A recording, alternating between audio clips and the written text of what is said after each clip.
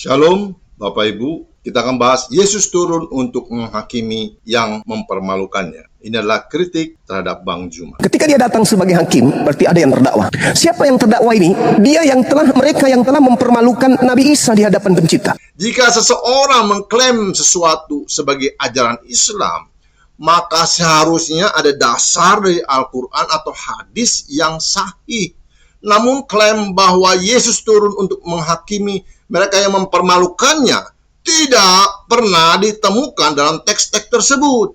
Sebaliknya, jika dikatakan bahwa Isa turun sebagai hakim yang adil, maka itu merujuk kepada hadis-hadis tentang akhir zaman, tetapi tidak dalam konteks balas dendam terhadap mereka yang mempermalukannya. Banyak narasi tentang Isa dalam Al-Quran yang berbeda dengan Injil kanonik atau Injil yang ada sekarang yang dimiliki oleh orang Kristen, dan lebih mirip dengan ajaran sekte-sekte Kristen sesat yang menolak keilahian Yesus, seperti Ebionit, Arianisme. Contohnya, membuat burung dari tanah dan menghidupkannya. Itu tidak ada di Injil, tetapi adanya di Injil masa kecil Thomas. Lalu Isa berbicara dalam buaya, masih kecil, masih orok. Itu juga tidak ada di Injil, juga berasal dari tradisi non-kanonik.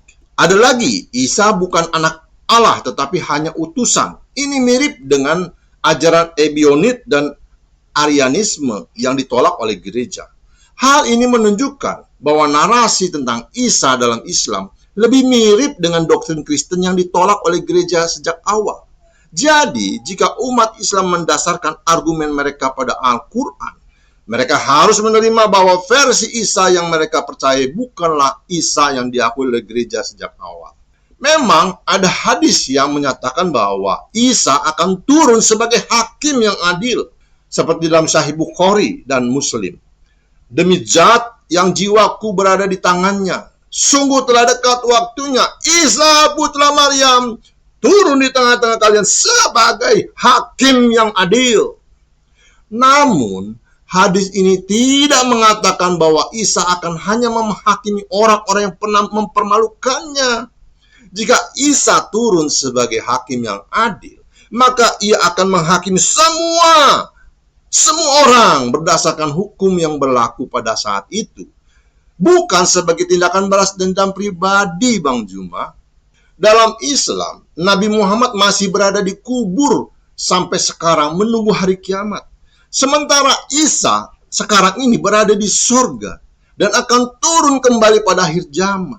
Hadis berikut menunjukkan bahwa Muhammad sendiri mengakui bahwa ia baru akan dibangkitkan dari kubur pada hari kiamat. Aku adalah pimpinan anak Adam. Pada hari kiamat, aku yang pertama dibangkitkan dari kubur. Lihat ya, pada hari kiamat, aku yang pertama dibangkitkan dari kubur. Jadi, Muhammad berada di mana sekarang? Berada di kubur. Kapan dibangkitkannya? Pada hari kiamat. Di sisi lain, hadis-hadis lain menyebutkan bahwa Isa akan turun dari sorga sebelum hari kiamat untuk menjadi hakim yang adil. Misalnya, demi zat yang jiwaku berada di tangannya, sungguh telah dekat waktunya Isa putra Maryam turun di tengah-tengah kalian sebagai hakim yang adil. Ini merupakan sebuah paradoks. Jika Muhammad adalah nabi terbesar menurut Islam, mengapa ia masih berada di dalam kubur dan baru akan bangkit pada hari kiamat? Sebaliknya, mengapa Isa memiliki keistimewaan untuk tetap hidup dan berada di sorga hingga saat ini? Mana mungkin Muhammad menjadi saksi bagi umat Islam di akhir zaman jika ia baru dibangkitkan dari kubur, sementara Isa sudah turun lebih dahulu untuk menghakimi? Dari perspektif Kristen, ini justru memperlihatkan keunggulan Yesus dibandingkan Nabi Muhammad. Yesus hidup berada di sorga dan akan kembali, sementara Muhammad masih menunggu di kuburan, menunggu kebangkitannya. Ini sangat sejalan dengan ajaran Alkitab bahwa Yesus memang hidup selama-lamanya dan akan kembali sebagai hakim yang agung. Isa turun dari surga, Muhammad muncul dari kubur. Mengapa umat Islam bersalawat pada Muhammad? Jika Yesus turun dari surga, sedangkan Muhammad baru muncul dari kubur pada akhir zaman, maka ada perbedaan status yang jelas. Umat Islam sering bersalawat kepada Muhammad, tetapi mengapa tidak kepada Isa yang menurut mereka juga memiliki peran besar di akhir zaman? Ini menimbulkan pertanyaan, mengapa Islam lebih banyak mengutamakan Muhammad, padahal Isa lebih tinggi dalam konteks akhir zaman? Jika Isa turun sebagai hakim yang adil dari surga, bukankah itu menunjukkan posisinya lebih istimewa dibandingkan Muhammad? Ini menunjukkan bahwa dalam Islam sendiri ada pengakuan implisit bahwa Isa memiliki posisi unik, bahkan lebih istimewa dalam konteks akhir zaman. Ada dua ayat dalam Al-Quran yang menunjukkan bahwa Isa memiliki pengetahuan tentang kiamat. Quran 43 ayat 61 mengatakan, dan sesungguhnya Isa itu benar-benar memberikan pengetahuan tentang hari kiamat. Namun Quran 31 ayat 30 mengatakan, sesungguhnya hanya di sisi Allah lah pengetahuan tentang hari kiamat. Jika hanya Allah yang mengetahui hari kiamat, tapi Isa juga mengetahuinya, maka ada kontradiksi.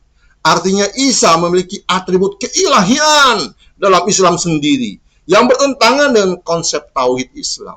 Jadi kesimpulannya, berdasarkan poin-poin di atas, klaim Bang Juma tidak memiliki dasar yang kuat karena tidak ada dalil dalam Al-Quran atau hadis yang mengatakan bahwa Isa turun untuk membalas dendam pada mereka yang mempermalukannya. Narasi Islam tentang Isa berasal dari sekte-sekte Kristen yang ditolak oleh gereja.